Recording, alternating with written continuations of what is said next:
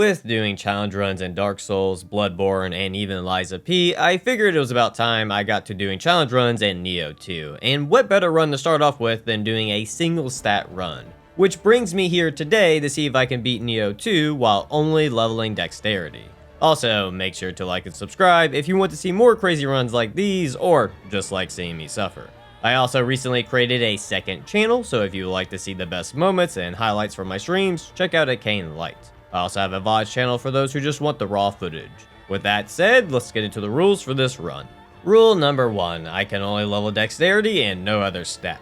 Number 2, limited yokai form. For those who do not know, yokai form can be pretty busted for boss fights, so I decided for boss fights only I wouldn't use it. Number 3, no summons. Now, in some situations, the game does force you to have NPCs come along to help fight. For those cases, there's really nothing I can do about it. And lastly, beat all base game bosses. I know I normally do all bosses, and I really wanted to do the DLC fights, but I was out of town at the time and didn't have the time I normally would. So just for this run, I'll just be sticking with the base game. With the rules out of the way, let's get this run started. At the start of the game, you get to choose 2 weapons, and the first weapon I go with is the Kusarigama, since it has the highest scaling in Dex. For my second weapon, I went with the hatchets, but only for the +1 to skill to help me wear some light armor. I won't be using the hatchets since they don't have scaling in Dex, or at least that's what the wiki is showing. Which in this run really isn't a problem when I'll have ninjutsu. Weapons are unique in Nioh since you have 3 stances, high, medium, and low. High stance is your slow but heavy hitting attacks, medium stance is balanced with wide swinging attacks, and low stance is your quick but low damaging stance. Each are very good on their own, but they are better when used together through stance switching. When stance switching after attacks, you will get more ki back, aka stamina, which will allow you to do longer combos to decimate your foes. A very crucial skill to learn to make fights easier. Also, at this time, I get to pick my guardian spirit, which will determine which yokai form I will get. There are 3 forms: Brute, which is a heavy hitter, Feral, which is an agile attacker, and Phantom, which is your ranged dealer. Each form has their own unique attacks and counterattacks. In Nioh, enemies have burst attacks which can be intercepted by burst counters. The Brute's burst counter is a good old pip slap to the face. Ferals you have to dodge into the enemy's burst attack, and Phantom is a parry where you have to time it as the attack hits you. Each one has their pros and cons, but in this case I decided to go with the Brute because it had been a minute since I last played, and that form is kind of the easiest to get counters off. Later on, you can change Spirit so you can have access to all forms, so you're not limited to just one. Now, I'm basically giving y'all the cliff notes here. There's way more to weapon stances and yokai forms. Nioh 2 has a lot of depth to it and its mechanics, and I would actually recommend you check out Puffer Llama. He's an expert at Nioh and has full guides on everything you need to know. I will leave a link to his channel and playlist in the description down below. Now, with all that jargon out of the way, let's get to the first mission of the game, where there's a mini-boss that the game is trying to teach you that it's okay to run away, but I'm not that type of player to do that, even though I probably should. Really, Gozuki is not that bad. All I had to do was circle around him and wait for his brute attack to get counters off to take massive chunks out of his stamina bar. Doing this in combination with some heavy attack combos and 2 light attacks made for an easy second try. After that fight, I ran into a Kodama, which is this little green guy right here. You can find Kodamas hiding all around the world, and they will play an important part with getting elixirs, aka Estus, with increasing drop rates with their blessings. Shortly after that, I found a bow, which will allow me to attack from far range, and will be very helpful in this run for taking out enemies with headshots. Later on, I will get a rifle, and it will be even more helpful for easy kills. Another thing that is different in Nioh is that weapons and other player tools level up as you use them, and when they level up, you get a skill point. Which brings us to the skill tree. In this run, I just used the Kusarigama tree, Samurai tree, Shifting tree, Ninja tree, and Magic tree. For the sake of time, I'll only be going over Kusarigama, Ninja, and Magic. Shifting tree, I just focus on making life in the yokai realm easier with reducing ki depletion, and for Samurai, I make sure to get all the stance, dodge, ki pulse charges, and attack buffs when switching between stances successfully. They also introduce Soul's Cores in this mission, which can drop after beating a yokai. Soul Cores will allow you to use that yokai's ability while increasing your attack and defense, and they have affixes like weapons and armor. With that done, it brings us to stats, and unlike souls, every stat matters here. But for this run, you just need to know Dex increases my Kusarigamas and ninjutsu damage, and it helps increase my ninjutsu capacity for tools. With that said, time for the first boss of this run, Mezuki. Mezuki is pretty much like Gozuki, where I could just circle him to get hits in and high stance, which is great for Kusarigama since its high stance light attacks are relatively quick and deal very good ki damage, aka stamina damage. After smacking him for a bit, he enters his enraged state where he summons the Yokai Realm, which makes recovering my ki a lot harder, and on top of that, when bosses go into the Yokai Realm, they get stronger attacks. So I made sure to knock him out of it quickly thanks to the Inky Soul I got earlier. From here, I just had to keep on circling him until he died. Upon beating Mezuki, I meet Tokichiro, who will be an ally in the story and also gives me a new guardian spirit, Masaru. Which doesn't really matter since I'll be using my starter spirit for 90% of the run anyways. I then make my way to the next main mission where I can finally get a ninja lock. But first, I need to take out a yokai. Some areas within missions will be covered by the yokai realm, and to remove the realm, you need to kill a specific yokai. In this case, it's just an Inky, so it wasn't difficult, and my reward is a ninja lock, which will grant me 1 ninja skill point, which will allow me to get shurikens, and using the shurikens will increase my ninja level, allowing me to earn more skill points. So I just hung out here grinding for a bit until I got kunai, gallnut broth, blister beetle powder, and tiger run. In hindsight, I should have just maxed out kunai and shuriken since they'll be a staple in this run, but I didn't know that at the time. Also, while here, I get a magic lock, allowing me to get Purification Talisman, which will allow my weapon to apply Purified onto an enemy, allowing me to do more ki damage, which is really strong against yokai.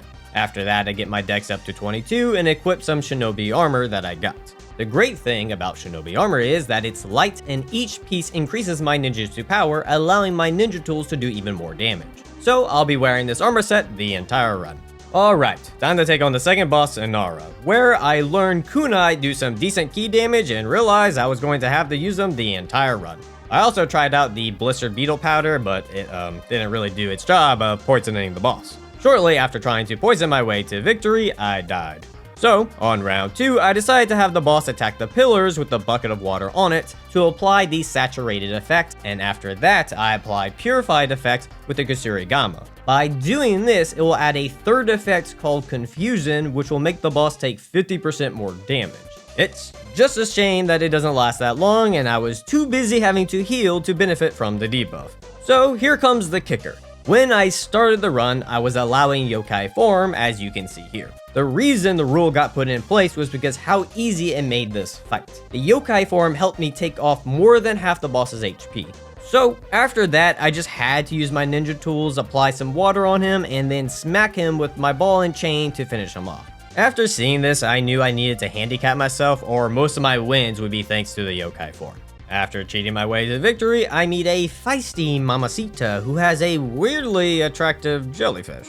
I see now where the Kazan devs got the design idea for Troka. My reward for beating this mission is that I get the Blacksmith unlocked. The Blacksmith will allow me to craft new weapons and armor, dismantle unwanted gear, sell old gear, soul match, which is me paying a shit ton of money to use another piece of gear to increase the level of my equipped gear, and lastly, tempered gear, which just means I can use a special currency to reroll my status effects on my equipment. There's also the remodel feature, which is just transmogging, but I don't use that. If you have ever played Kazan, the smithing systems are pretty much the exact same. After all that, I move on to the next mission where I have to fight one of my fellow ninjas and his bodyguard Shiva. No worries though, they are weak to fire bombs, the secretly OP ninja tool that I don't see people talking about. I then make it to a poison area where I have to destroy statues to make the poison go away. Wouldn't be a Souls-like if we didn't have a poison area, and it wouldn't be a Nioh game without some big monster titties. You think I'm joking? Later on we get a cat girl titties on wheels. I think that's enough titty talk for a moment. I made it to the end of the area and leveled my dex up to 33, which will cap my ninjutsu capacity at 30 temporarily. For skills, the only important thing to note for the Kusarigama is that I increase my ki by 30 and deal 3% more damage from behind. For magic, I got the Resistance Talisman to help with poison resistance for the next boss, and Steel Talisman to help with the lack of defense. Lastly, for ninja, I got my kunai and bombs to level 3, anti-toxin pills just in case I get poisoned, and sneak attack. It would have been better to get caltrops instead of sneak attack, but I won't learn until near the end of the game how good they can be. With that said, it's Yatsu-no-Kami time. I normally struggle with this boss on my normal playthrough, and I thought it was going to be the same here. It looked that way in the beginning, but once I got the boss a bit halfway, I used fire bombs and they just obliterated one of the snake's arms while dealing big damage to Yatsu. Right after that, he got enraged, and I was able to dispatch his free snake arm with a kunai, and then finish him off with a flurry of knives. The Lemon and JK special, explosions with a side of knives. After this fight, I get Yatsu's Soul Core, which I immediately equipped. Also in Nioh 2, you have dojo missions where you take on challenges to unlock the next sections of a skill tree, like for Ninja, where I can now get shrapnel bombs, which are hands down the best bomb type in the game, shadow arts, which are just basically magic attacks, reduce ki costs on dodges, and get poison and exploding shurikens, which came in handy for bullying Gozuki. I did this on repeat to get my gear into the level 20 range, leading me to getting the full moon kata skill and getting my dex to 48. I then meet with Bushy Brows, who has me take on his arch nemesis, No Brows, who come to find out is very easy to deal with when you have ninjutsu. Shrapnel bombs took massive chunks off his health, and combine this with kunai and shuriken spam, he died in no time, which is just baffling to me since I normally struggle with this dude in my normal runs. But my reward from Bushy Brow is a giant fluffy cat. Speaking of fluffy things, say hi to Ninja Turtle Bro, which the game forces you to team up with to tackle this mission so that y'all can have a bro moment shirtless in a hot spring. Speaking of bros, I found Tokichiro channeling his inner white girl and trying to tame a cute yokai weasel, leading to me fighting said yokai weasel. Kamaitachi is a very fast boss, and when you have to hit him with projectiles, it's not the easiest thing to do, and it doesn't help that the trees get in the way as well. I also learned that I need to be careful when using bombs because they are not that fast of a ninja tool. The key to winning here was burst countering followed by some high stance to mid stance attacks. Blocking the boss's projectiles instead of dodging them since I found I would get hit most of the time even when in low stance, and spamming kunai and shurikens thanks to the boss removing 90% of the trees blocking them. Especially the shuriken since I had the shuriken shooter skill which allowed me to get them out faster. After weakening the cute but deadly weasel, Tokichiro was finally able to use his full basic white girl abilities to tame the beast into friendship. It just shows you how good of a partner Tokichiro is, just like my buddies at Apex Gaming, who I've partnered with today to bring y'all some gaming desktop options. First on this list is the Apex Bronze, which comes with an AMD Ryzen 5 4500 and NVIDIA GeForce RTX 3050, a great entry point for those getting started with PC gaming. For those who need a little bit more juice, we got the Apex Streamer, which comes with an AMD Ryzen 7 and NVIDIA GeForce RTX 5060 Ti, making it a well-balanced PC for those who want to get into streaming and have a smooth gameplay experience. What? You want something even stronger than that? Well, then that means you want the Apex Streamer Plus, which comes with an AMD Ryzen 5 7600X, NVIDIA GeForce RTX 5070, and even has a liquid cooler for the CPU. The great thing about Apex Gaming is that they even let you customize how you want your PC, so maybe you want a stronger GPU for 4K gaming. You can just go over on and click GPU and switch to the Radeon RX 9070 XT. It doesn't just stop there, you can do RAM, CPU, motherboard, or even the case itself. Apex Gaming has great options and customizable PC for all your needs, and you can even use my code ACANE to get a discount. Link to these PCs will be in the description and comment below. Apex Gaming and I would like to thank you for your time, and with that, let's get back to the run. I decided to do some side missions to practice with the Kasurigama and use my new skill Reaper to slice and dice some enemies. Now, the Kasurigama is usually best for dealing with humans, but it's not there just yet. So from here, the main mission brings me to a frozen hellhole that I have to fight for my dear life, leading me to find a castle where the residents tried to stop me, but that was never gonna happen. I then get my dex to 58, pick up the quick change scroll and max out the thrown blade technique in the ninja tree so that I can take on Saito Yoshitatsu. This boss wrecked me my first time fighting him, and I know he'll be tough. Oh my god, ninjutsu is busted.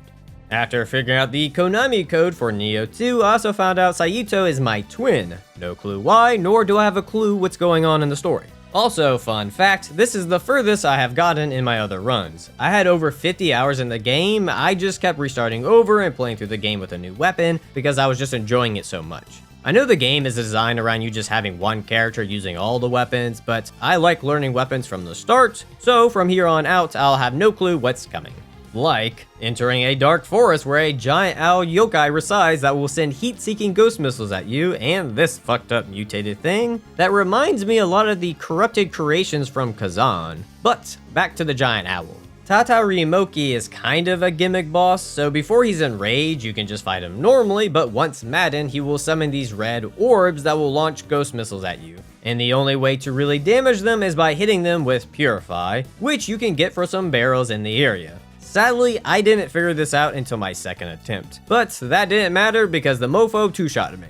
So, with me dying a good bit, I was running out of heals, but Nioh is nice enough to allow you to trade in unwanted gear to the Kodamas for divine rights to be able to buy more elixirs. Which I had to do a bit because I died 2 more times. The 4th time was the worst because he was only a few hits away from dying. But it worked out in the end because y'all remember that confusion I told y'all about earlier? Well, right off the bat, I made sure to get Scorched and Electrified off, and when Raijin landed, it did some insane damage. So I got another Flaming Heron off, which almost killed it, allowing me to finish it with a big bang. Which my poor laptop couldn't handle all that awesomeness. The fight was over within 40 seconds. My reward? Big titty mermaid jellyfish. Giggity, giggity, crabbity, giggity. I also unlocked the tea house where online clan stuff comes into play, but I just picked Takigawa since it gives me plus 40 ninjutsu. You can also trade him for yokai drops, which helps with crafting really strong gear. Speaking of crafting, this is where I learned dismantling gear and using those components to get new gear was actually cheaper and faster than soul matching. Well, now I know. Also at this time, I got the Oasis Talisman in the Magic Tree so that I can have an extra heal while traversing through missions. Which was handy because Bushibrow once again is starting shit and I'm having to clean up his mess. While proving Dex users are better than Strength users, intentionally starting a war in the comment section, and lastly getting my Dex to 68. Which means boss time. The funny thing about this fight is I wasn't paying attention and went into it with basically no ninja tools. Now with that said, you would think I would lose, right? Nope, I actually got the first try. With the little bit of tools I had, I was able to take massive chunks off his HP. I also figured out real quick that Magara had an easy opening to get hits in. I just had to wait for his jump attack, which after doing, he stands still for a moment, so you can just run around the attack and smack him a bit. Just don't get carried away like I did. I'm not going to lie, that was a really cool grab attack. But I just repeated this until I won. Right after this, I get the Deadly Mark skill for my Kusarigama, which will allow me to pull myself towards the enemy like the angry Beyblade that I am. I also increased my elixir capacity and got the power pill in the ninja tree so that I can increase my damage output, as you can see on Magara. One of the neat things Nioh does is it has boss rematch missions, so you don't have to go through the whole story mission again to just fight them.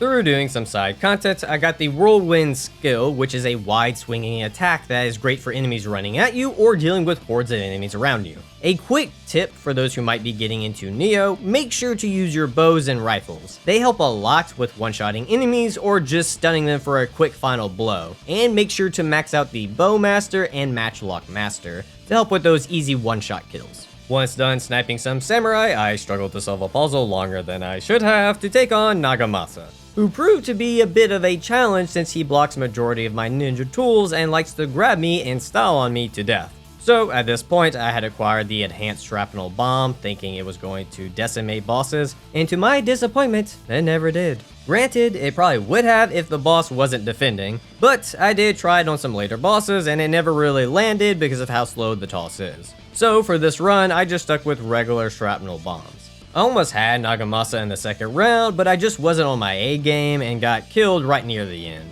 leading to me dying 2 more times. On my 5th attempt, I finally figured out I should have saved my ninja tools for his enraged state since he no longer guards in that phase. So for his blocking phase, I waited for his slam attack to get hits in to try and stagger him. Except he kept making yokai realm puddles, which when he stands in them refills his stamina, teaching me an important lesson in making sure I get rid of puddles as fast as possible. But I finally got him to enrage, and once that happened, I went all out with the tools to annihilate his HP bar. Which again, my laptop was struggling with all that awesomeness. You know what's also awesome? Being able to change your weapon's special effects. I was able to get my running speed up and get the faster winded recovery, meaning I'll recover faster after being staggered, which is extremely helpful with surviving in boss fights. I also make sure at this time both of my accessories have ninjutsu power on them to help with the ninja tool damage.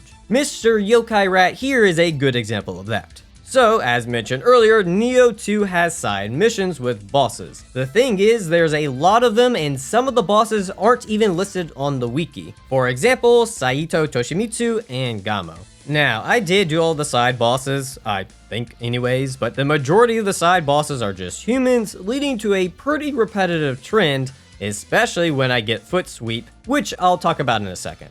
So I just want it to be known I did do them, but I'll just be focusing on the main bosses in this video. With that said, I meet up with Bushy Brow, or I think it's him, possibly his dad, I don't know. But again, I am doing someone's dirty work. It was in this mission where I pick up Foot Sweep, which is a high stance attack that will knock down enemies, allowing you to final blow them. The crazy part about this skill is that you can even do it on human bosses as well, and it's very abusable. Well, sometimes. After sweeping some enemies off their feet, I get my dex to 81 so that Magoichi could sweep me off my feet. Magoichi really wasn't a hard fight. I unfortunately rushed in with no ninja tools on me, so I had to use my Kusarigama, which was fine since I could foot sweep him and blow him off, but he has wings thanks to his guardian spirit and he likes to fly a lot. I almost had him in the first round with the foot sweep and chain pull heavy attack combo, but he got me right near the end. So for round 2, I had my ninja tools this time and found out you can knock him out of the sky if you hit him, which works perfect for me since that's practically what my whole build revolves around, throwing things at people. So with ninja tools stopping him from being in the air, with chain pulling into high stance attacks and some well-timed foot sweeps, the poor bastard didn't stand a chance. With the badass sniper man defeated, it gave me access to fight the real boss of this area, Gyuki. A weird bull spider thing who was almost an easy first try until he hydro pumped me to death. Even the death screen said I drowned from it. The thing about yokai that I have not mentioned yet is that they all have yellow crystal weak spots that you can break and deal massive stamina damage to them. So the smart thing to do in this fight would be to target Gyuki's back feet that have said crystals. I did not do such thing because I never noticed them. So, like the buffoon that I am, I just relied on getting confusion off for big damage and spamming bombs, kunais, and shurikens while running away in fear to kill it. Might not be the most efficient method, but hey, it got the job done. After the fights, we find out our boy Toki has backstabbed us for money, that greedy little bitch. Good news is I can now take on the final dojo challenge for the samurai tree and ninja tree, which has me fighting the masters of those two dojos. In these fights, I can't have my normal set of ninja tools, making me strictly rely on the Kusarigama to deal with them. Joke's on the dojo masters because they're both human, so I can just chain pull them to death. Well, except for the ninja master, I killed him with a shuriken, but most of the damage was with the Kusarigama. Back to the story though. Things are burning and story stuff is happening. I would actually recommend you checking out Serja's retrospective video on it. If you would like to know more about the story, I will leave a link to it in the description. Something I want to point out real quick, I really like Nioh, but it definitely needs more enemy variety. I have been fighting the same enemies for a very long time, which made it easy to survive most missions without dying. I really enjoy the combat, so it doesn't bother me most of the time, but I just hope in Nioh 3 they expand a bit more with the enemy variety. With that said, I get Armor Piercer in the Kusarigama tree to increase final blow damage, get my dex to 87, and take on Kasha. Fun fact, I was in the Seattle airport on my way back from Alaska in a big open area where everyone could see this cutscene. You know those memes about your parents walking in at the wrong time during an anime or a video game? Well, this was on a whole nother level to that. So, Kasha is a big titty cat girl on wheels, flying around like a Hot Wheels car while swinging a flaming whip. Some real hot stuff there. With Kasha using fire, I knew I needed to use water lightning on her to get confusion, which worked well until she summoned ads into the fight. Not going to lie, a bit disappointed with Team Ninja on this one. Usually they are good about making ads in fights to enhance the overall experience, but that was not the case here. So after dying 4 times, I had enough and just went all out from the start of the fight. To apply confusion and then use kunai to deplete her stamina to stun her and take advantage of that to get shrapnel bombs off. I then take advantage of her going into her enraged state to get both shadow arts off, leaving her with a sliver of health left to be finished off by some shurikens. So, as usual, key to victory, spam throwables. With Hot Cat on Wheels down, I mess around with tempering for a bit and found you can actually get special effects that increase your bomb's damage or even your throwing items, which I made sure to get and abuse. I also got far enough into the ninja tree to start increasing my ninja tool capacity. The max I'll be able to get is to 35. With that done, it's time for Ryomen.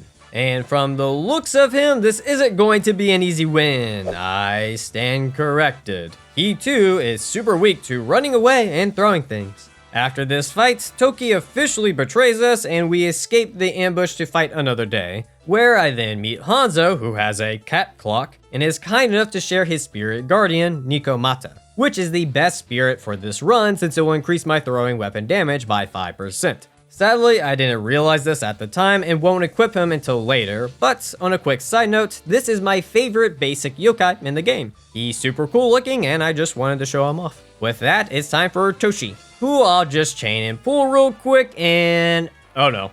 So, come to find out, I could not chain pull him, nor could I feet sweep him, and I've never got the hang of grappling, which means I have to rely on ninja tools and human bosses can actually block them, so I can't be trigger happy here. I had to wait for Toshi to do an attack to dodge and then get a ninja tool off, which is easier said than done because it took me 4 attempts to finally pull this off, but my hell wasn't over yet because next up is Shibata, who hands down was the hardest fight for me in this entire run. He killed me 22 times. Most of my deaths were due to his damn charge attack, but that really was on me for not being in low stance to use the faster dodge to get out of the way. I even tried to use the quick change scroll here to help out, which would allow me a second chance after dying to stay in the fight. But sometimes it did more harm than good, where I would pop right back into a bad situation and just immediately die. So this fight forced me to use both Kusarigama and ninja tools in tangent to be able to beat this monstrosity of a boss, but the real key to victory here was the caltrops and the shinobi box. The caltrops are spiked tools thrown on the ground, and when an enemy walks on them, they will get the status effect reduce movement, which will slow them down, making it easier to dodge or get hits off on Shibata. The shinobi box is an item that can be used to restore 30% of your ninja tool usage, which I really wish I knew about sooner.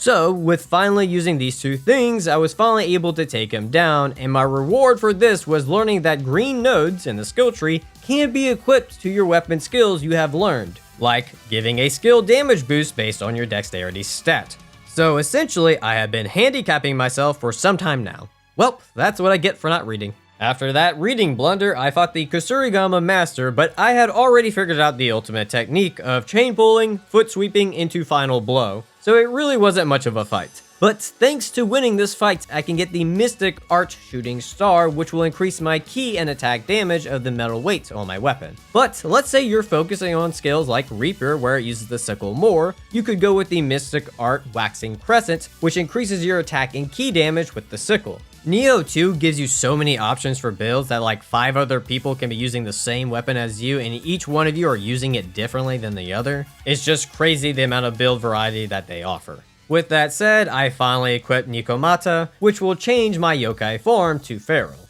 Also at this time, I pick up Renegade Dragon for my high stance, and it's by far my favorite skill to use for the Kusarigama. It's super easy to get off after a chain pull and does really good damage, but enough messing around. Time to teach an old friend a lesson. I honestly wasn't expecting Tokichiro to be a hard fight since he is human and I could just chain pull sweep him for easy crits, but the man's got some moves on him, leading me to die twice. Probably the most shocking is when he starts using 2 guardian spirits in the fight and pulls out a second sword, dual wielding with fire and lightning, which is just badass, and I hope I can do that with dual wielding swords, but probably not because then it would be too easy to get confusion off, but a man can dream. Gawking aside, all I had to do was foot sweep him a few times to get his health low and then finish him off with some ninja tools. Toki was then murdered by my hand sadly, then a mysterious figure took over his body and then summoned an army of yokai to go on a rampage. The worst part of all this is they got Ninja Turtle Bro and forced me to fight him.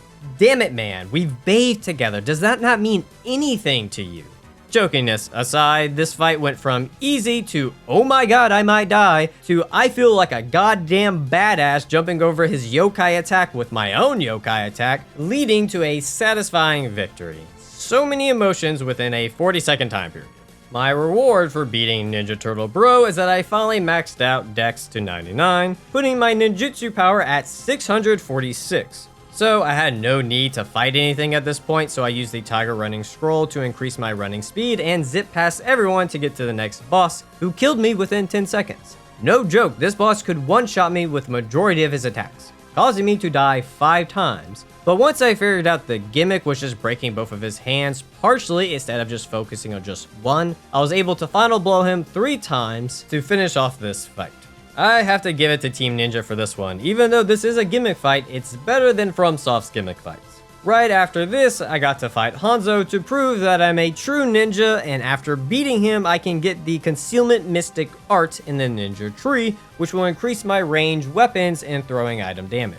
Also at this time, I make sure to get all my gear into the level 100 range, and get a Kusurigama that focuses on dealing key damage.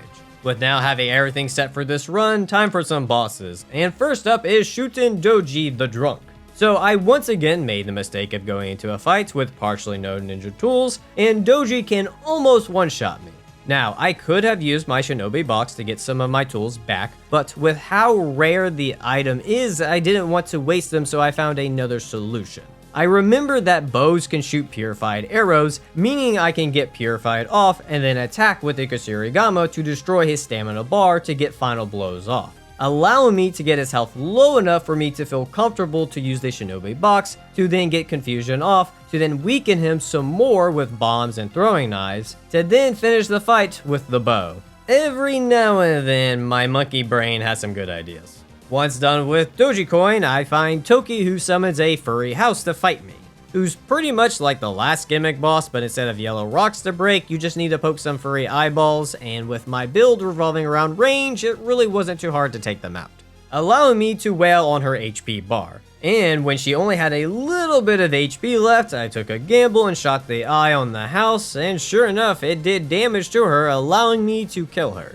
Which means it's time to fight Yokai Toki, and goddamn can he kill me quick. Like, one shot quick.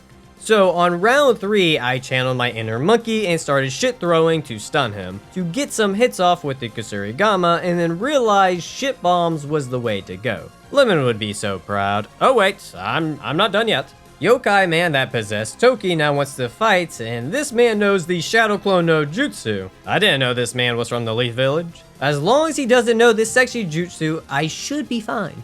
I stand corrected.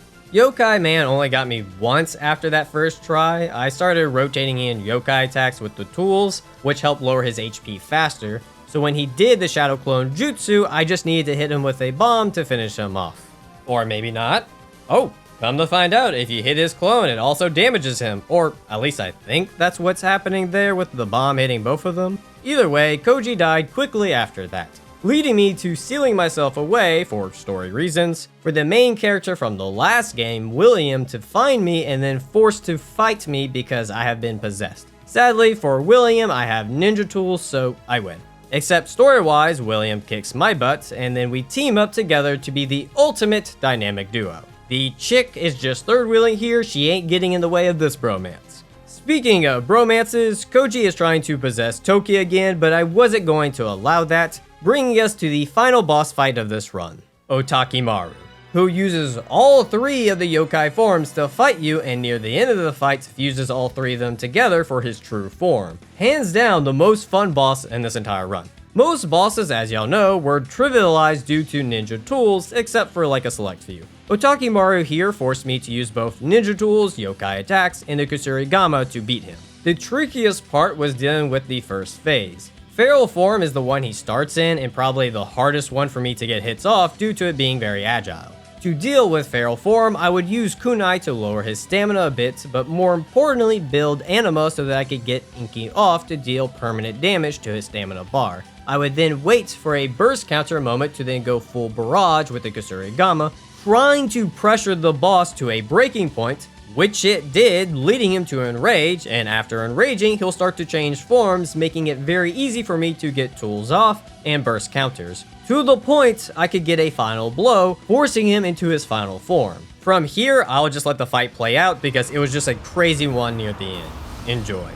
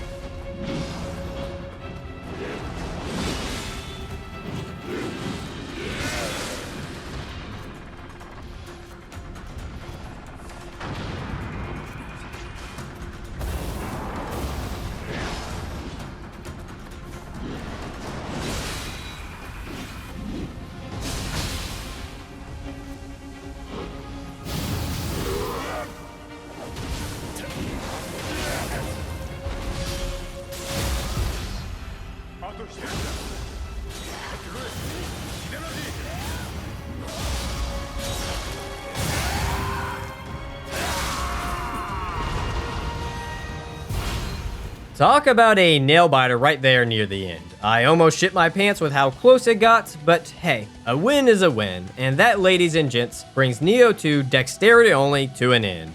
I had a blast challenge running one of my favorite Souls-likes and hope to do more runs in the future.